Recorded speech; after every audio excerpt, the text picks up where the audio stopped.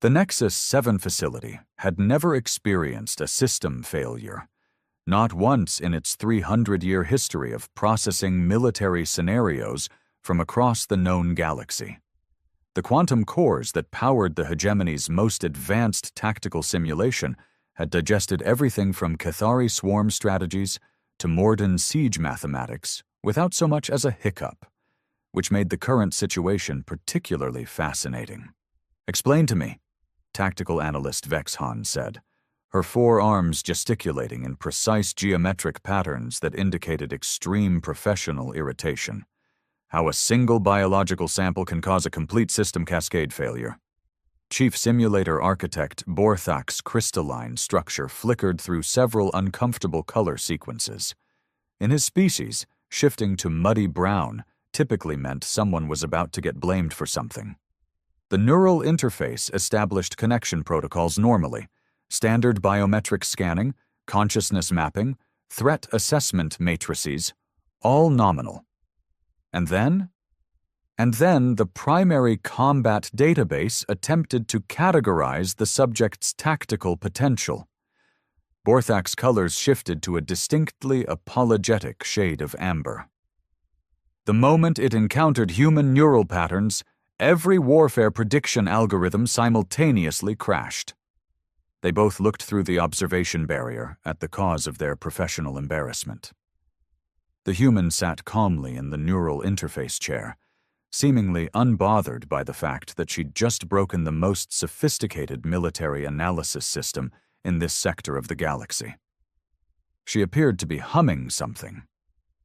"She's humming," Vexhan observed. "Yes.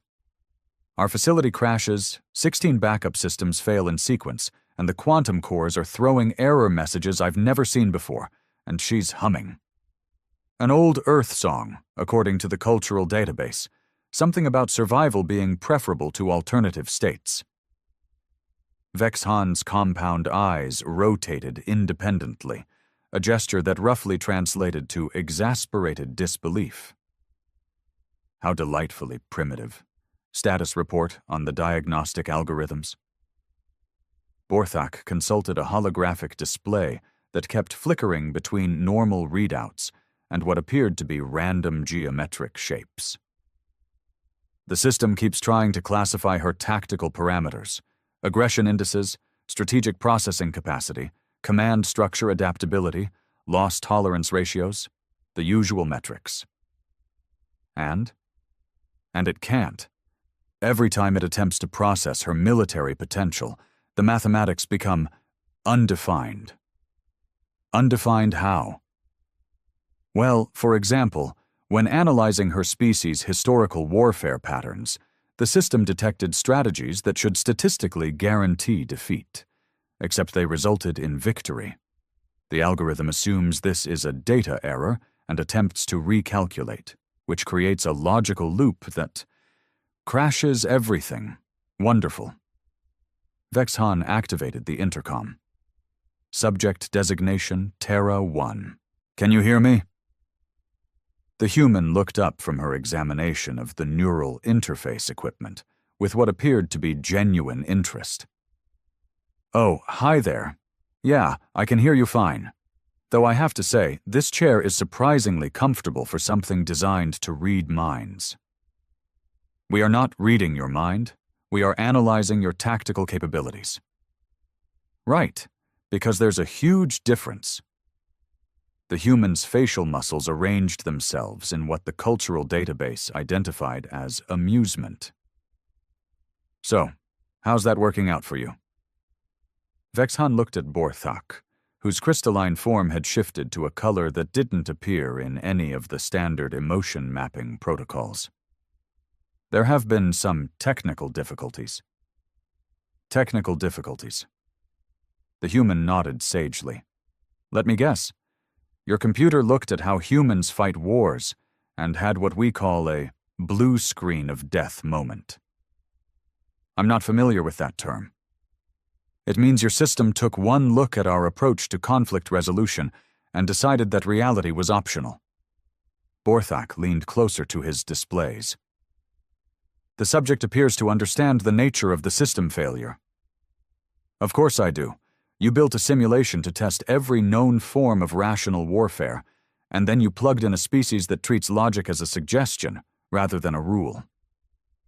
The human stretched, apparently unconcerned by the fact that she was surrounded by enough firepower to level a small moon. What's your standard protocol for species analysis? Classification by primary tactical doctrines, Vexhan replied automatically. Hierarchical command structures, resource optimization strategies, casualty mitigation protocols, victory condition parameters. Stop right there. Victory condition parameters. Define victory for me. Achievement of strategic objectives with minimal resource expenditure and acceptable loss ratios. And what constitutes acceptable losses? Generally between 2 to 7% of engaged forces, depending on strategic value of objectives. The human made a sound that the translator couldn't properly interpret. It seemed to contain elements of amusement, disbelief, and something else entirely. 2 to 7%. That's adorable. I beg your pardon? Nothing. It's just, well, let me put it this way. Humans once fought a war where we considered 90% casualties acceptable if it meant the other 10% could continue fighting.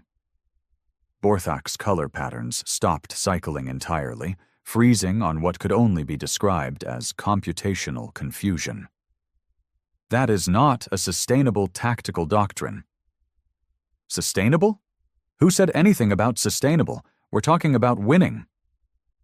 Winning requires the preservation of sufficient forces to exploit victory. Does it? Because I'm pretty sure winning just requires the other guy to stop fighting first. Vexhan's forearms moved in what would have been a gesture of dismissal, if she could figure out exactly what she was dismissing. The simulation incorporates tactical data from 847 species across known space. Every form of warfare ever documented falls within established parameters. Every rational form of warfare. The human's expression shifted to something the cultural database tagged as predatory amusement. But here's the thing about humans. We're not particularly rational when it comes to killing each other. We're creative. Creative warfare is still bound by logical constraints. Is it? Because your system seems to disagree. The human gestured at the flickering displays and alarm indicators throughout the facility. In fact, I'd say your system just encountered something it was never designed to process. A species that fights harder the more certain defeat becomes.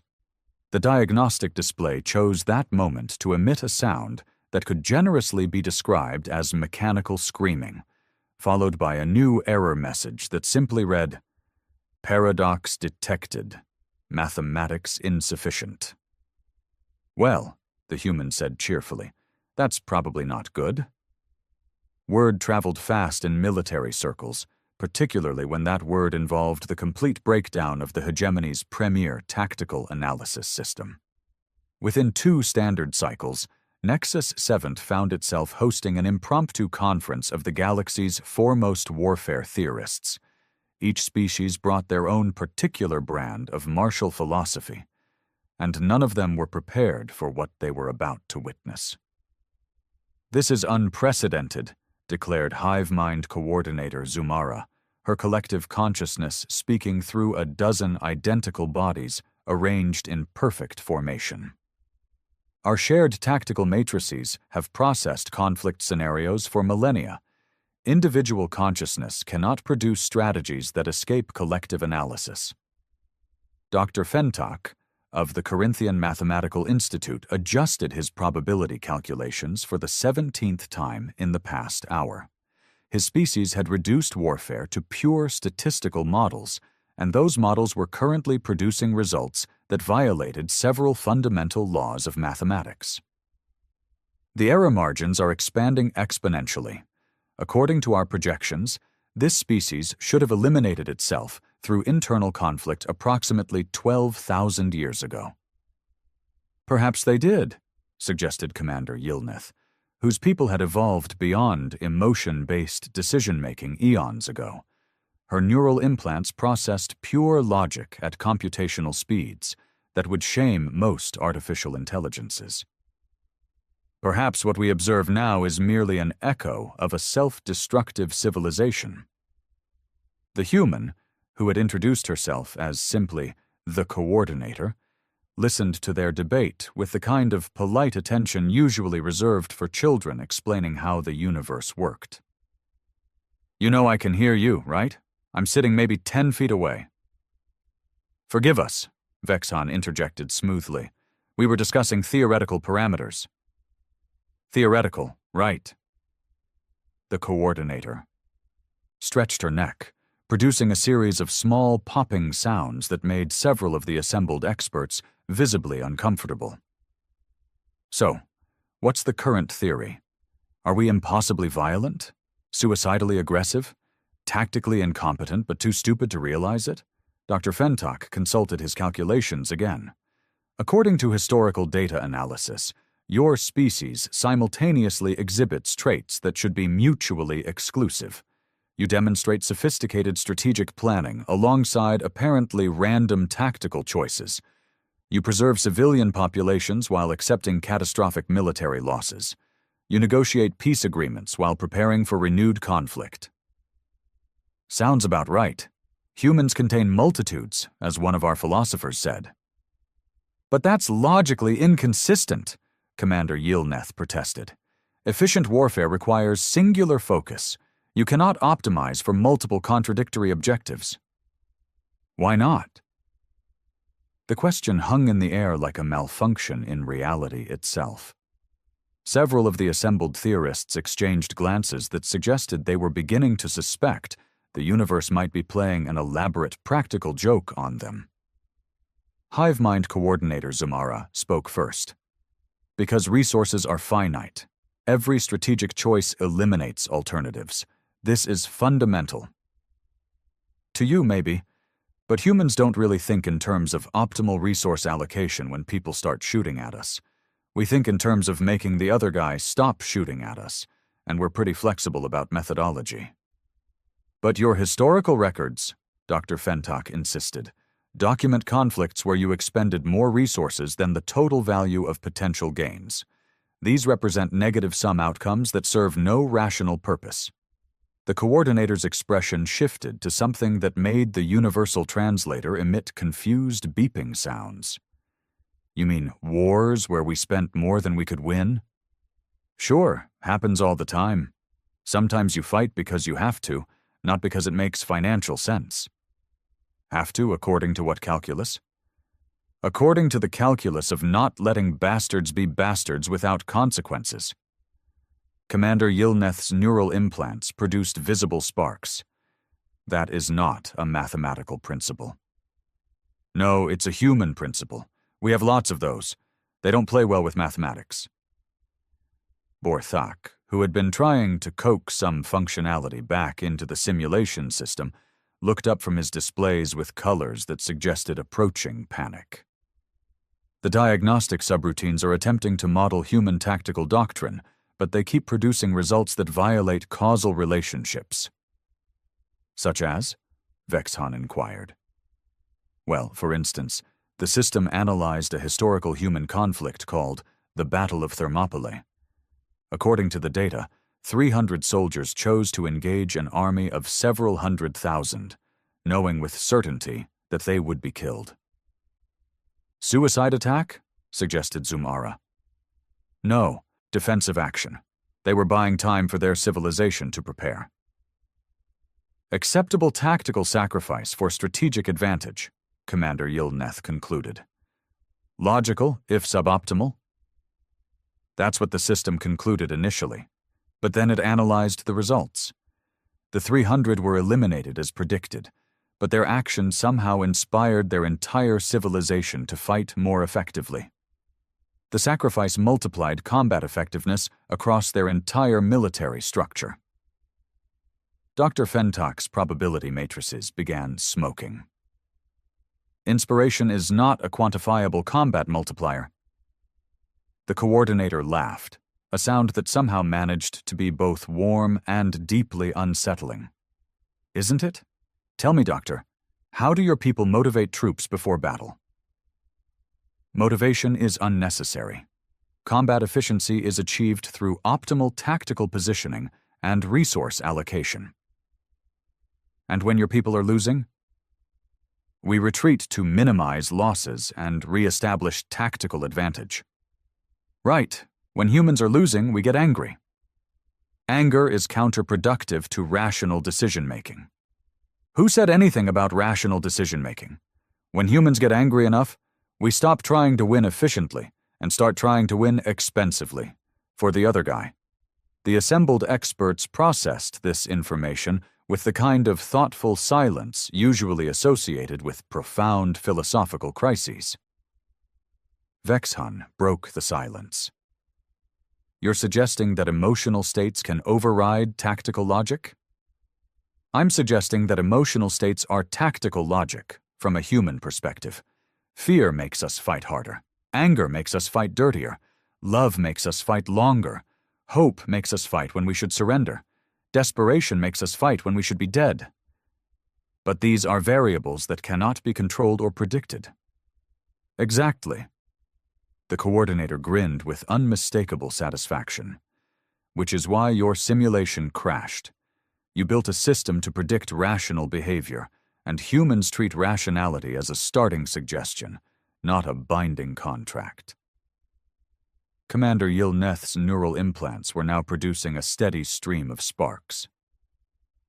This suggests that human warfare operates outside established tactical frameworks entirely. Not outside them, beyond them. We use all your frameworks when they're useful, and ignore them when they're not. We've never met a military doctrine we couldn't adapt, adopt, or completely disregard depending on circumstances. The simulation system chose that moment to emit a sound like reality tearing, followed by a new message. Error. Subject tactical parameters exceed systemic modeling capacity. Recommend immediate facility evacuation. Well, the coordinator observed, that seems rather dramatic. The war simulator crashed on her entry. The screen read, "Human detected." Against every protocol, regulation, and principle of common sense that had governed Nexus 7 since its construction, the assembled experts made a decision that would later be studied as either the greatest breakthrough or most catastrophic mistake in military science. They decided to watch a human fight. Manual overrides are in place, Borthak announced, his crystalline form now cycling through colors that didn't exist in nature and probably shouldn't exist in reality. I've isolated the tactical simulation from primary systems and implemented redundant containment protocols. Define containment, Commander Yilneth requested, her neural implants having finally stopped sparking, but now emanating a low humming that suggested deep computational distress. The simulation can run without crashing our entire facility. Probably. Probably. We're in uncharted territory. The system has never encountered tactical patterns it couldn't classify, and now we're asking it to process them actively rather than passively analyze them.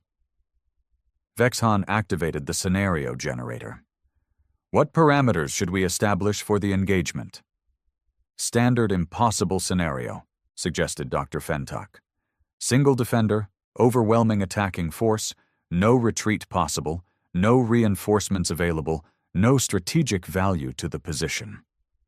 The coordinator, now fully integrated with the neural interface, opened her eyes within the simulation environment.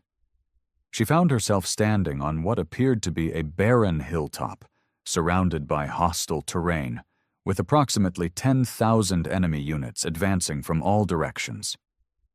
"Nice," she said, somehow managing to sound genuinely appreciative. "Classical no-win scenario. Very thorough. I assume surrender isn't an option?" "Surrender is not programmed into this scenario," Vexhan confirmed. "All tactical doctrine suggests immediate retreat to minimize losses." "All rational tactical doctrine," the coordinator corrected. "Lucky for you. I'm not feeling particularly rational today." She began moving through the simulation environment, examining terrain features, resource availability, and enemy approach patterns. The observing experts watched her tactical analysis with growing fascination and horror. "She's not seeking defensible positions," Hivemind Coordinator Zumara observed. "Her movement pattern suggests she's looking for something else entirely." "Weaknesses in enemy formation?" suggested Commander Yilneth. "No, she's studying their strengths." This proved accurate. The coordinator spent precious time identifying the most heavily armed enemy units, the most tactically sound approach routes, and the most logical deployment patterns the attacking force was using. Then she began implementing a strategy that violated every principle of defensive warfare ever documented. She positioned herself not at the most defensible point, but at the position that would force the enemy to deploy their maximum firepower against a single target. She began constructing obstacles not to provide cover, but to channel the attacking force into formations that would maximize friendly fire incidents. She established supply caches not for her own use, but in positions where their destruction would create maximum chaos among enemy ranks. "What is she doing?" Dr. Fentok demanded, his probability calculations producing results that his species' mathematics couldn't properly express. "She's turning herself into bait," Vexhan realized with growing amazement. "She's making herself the most attractive target possible." "That's suicide." "No, it's something worse. It's suicide with a purpose." The engagement began exactly as every tactical model predicted. The attacking force converged on the coordinator's position with overwhelming firepower. She should have been eliminated within moments. Instead, something extraordinary happened. She started winning, not through superior firepower or tactical positioning, but through sheer, incomprehensible stubbornness.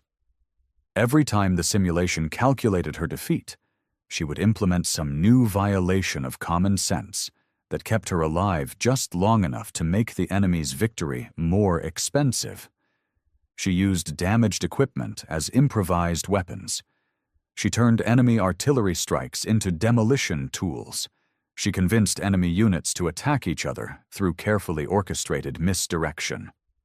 When her position became completely untenable, she abandoned it in ways that caused maximum damage to the forces attempting to claim it.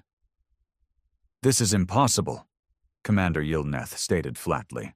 "She has insufficient resources to maintain resistance." "She's not maintaining resistance," Zumara corrected, her collective consciousness struggling to process what they were witnessing. "She's weaponizing her own defeat." The coordinator's tactical approach seemed to be based on a simple principle. If you're going to lose anyway, lose in the way that hurts your enemy the most. Every setback became an opportunity for retaliation. Every retreat became a trap. Every resource shortage became a reason to fight more desperately rather than more conservatively. Halfway through the engagement, something unprecedented happened. The attacking force began making mistakes. "Morale degradation?" suggested Dr. Fentok. "The enemy units don't have morale parameters," Borthak reminded him. "They're programmed for optimal efficiency." "Then why are they deviating from established tactics?" "Because," the coordinator said, somehow managing to communicate while simultaneously engaged in a firefight with units that mathematically should have eliminated her several minutes ago. "Your optimal tactics assume you're fighting someone who wants to survive." She proved this point by implementing a strategy that could generously be described as aggressive martyrdom. She began taking actions that guaranteed her eventual defeat, while ensuring that defeat would cost the enemy forces far more than any rational victory should require. The attacking units, programmed to minimize their own losses while achieving objectives, found themselves caught in tactical loops. They had been designed to fight enemies who valued self-preservation. They had no protocols for engaging opponents who treated their own destruction as merely another weapon to be deployed strategically. "The enemy formation is destabilizing," Vexhan reported, her voice containing notes of fascination and terror. "They're achieving their objective of eliminating the defender, but at costs that exceed the strategic value of victory. And she's still fighting." "How? According to our damage models, she should have been eliminated 14 times over." The coordinator, now operating with equipment held together by determination and what appeared to be pure spite, provided the answer.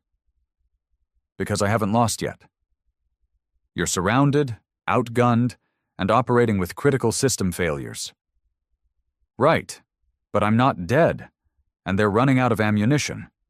From my perspective, this is going pretty well." The simulation ran for another 23 minutes before the system finally declared victory for the attacking force.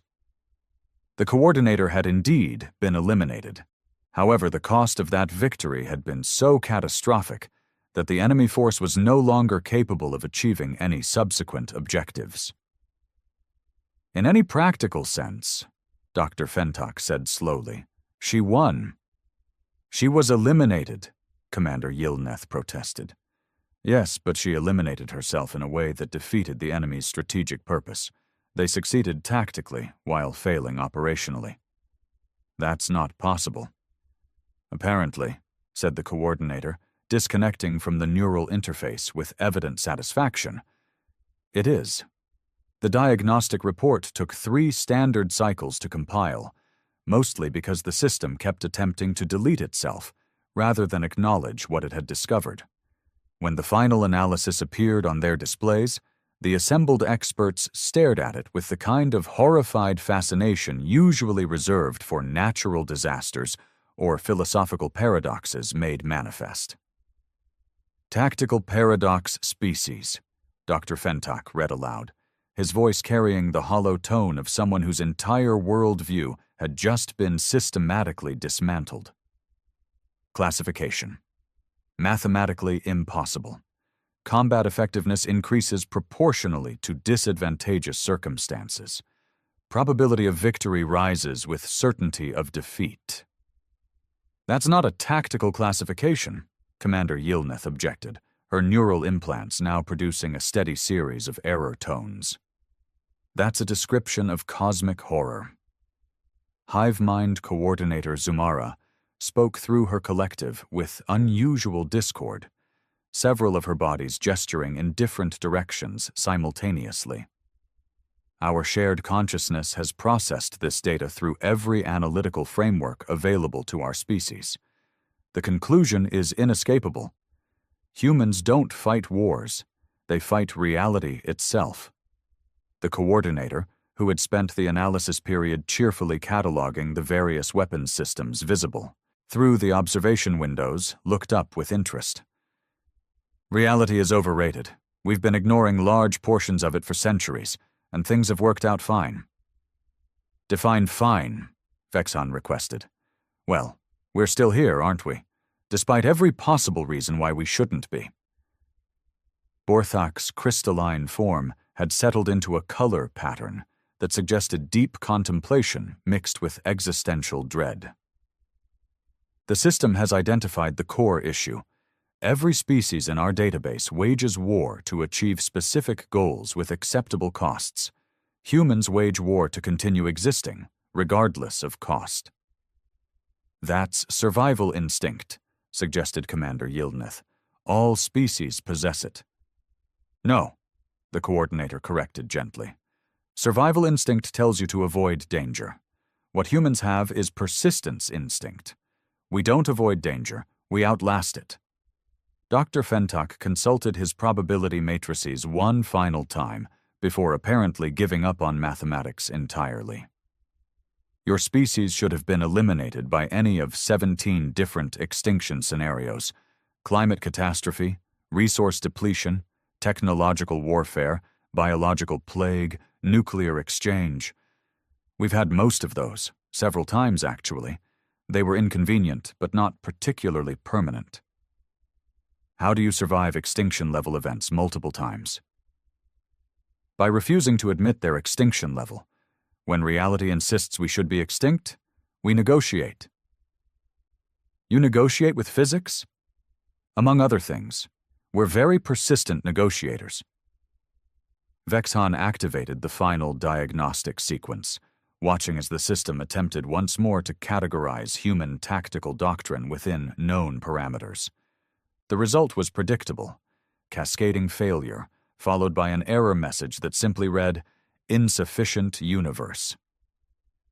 "Your simulation keeps crashing," the coordinator observed, "because it's trying to solve the wrong problem. You built it to analyze warfare between rational species. But humans don't really do warfare. We do something else entirely. Which is? Applied mythology. We don't fight wars.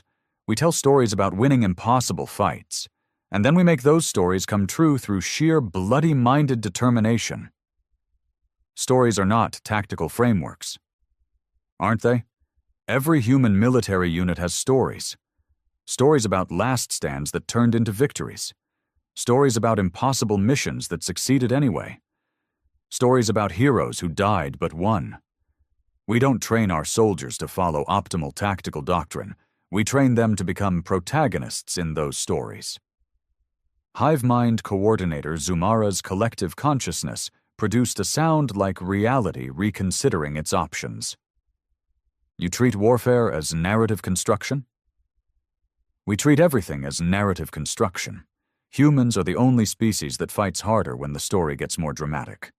The worse things look, the more legendary victory becomes, so the more determined we get to achieve it. That's completely irrational. Absolutely, but it's also completely effective. Commander Yilneth's neural implants finally gave up entirely and shut down with a series of small pops. This explains why your tactics appear random to our analysis systems. You're not optimizing for victory conditions, you're optimizing for narrative satisfaction. Now you're getting it. Humans don't want efficient victories. We want victories worth remembering. The revelation hung in the air like a fundamental recalibration of the universe's operating parameters. The assembled experts processed this information with varying degrees of success, ranging from shocked acceptance to complete psychological shutdown.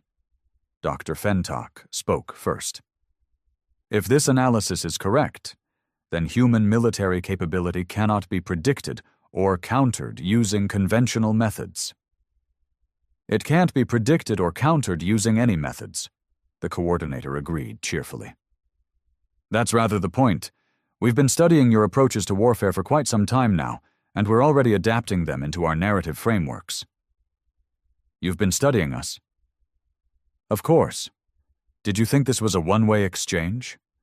While your system was trying to analyze human tactics, I was analyzing alien logic. Turns out rational military doctrine has some very useful applications when integrated with irrational determination. Vexhan felt something that could generously be described as professional paranoia. What kind of applications? Well, for instance, your species' mathematical precision combined with human creative problem-solving could produce some fascinating results. And hive mind tactical coordination merged with individual human initiative. That's genuinely terrifying to contemplate. You're talking about hybrid warfare concepts. I'm talking about narrative evolution. Humans take the best parts of whatever we encounter and incorporate them into our story. Now our story includes all of your tactical innovations, plus the uniquely human tradition of refusing to accept defeat as a permanent condition. The simulation system, apparently unable to cope with the implications of its own analysis, displayed one final message before shutting down entirely. Recommendation: avoid conflict with tactical paradox species. Optimal strategy: appeasement through extreme politeness. Well, said the coordinator, standing and stretching with evident satisfaction, I'd say that went rather well. Thanks for the tactical education, everyone. This has been tremendously informative. As she walked toward the exit, She paused and turned back to the assembled experts with the kind of smile that suggested she was already incorporating their methodologies into humanity's ever-expanding arsenal of impossible solutions to unsolvable problems. "Oh, and just so you know, this whole experience, it's going to make an excellent story when I get home. My species loves stories about humans confusing aliens with the power of applied stubbornness. We'll probably turn it into a training exercise." The door closed behind her with a soft sound that might have been the universe chuckling at its own joke. In the silence that followed, the assembled experts contemplated a galaxy where victory belonged not to the logical, the efficient, or the well-prepared, but to those sufficiently determined to treat impossibility as a temporary inconvenience. Somewhere in the facility, an alarm went off, indicating that the diagnostic systems had encountered a concept so fundamentally incompatible with reality that they had decided to take an indefinite vacation from existence. The war simulator had crashed because it tried to process human tactics. But perhaps, the experts realized, that wasn't a malfunction at all. Perhaps that was the point.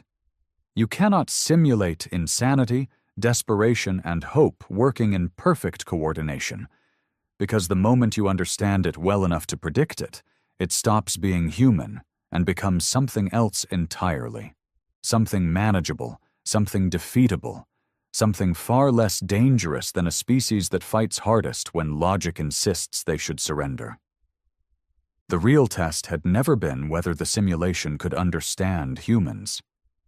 The real test was whether humans could be understood at all without losing the very quality that made them impossible to defeat. Their absolute refusal to accept that defeat was possible. Apparently, the answer was no.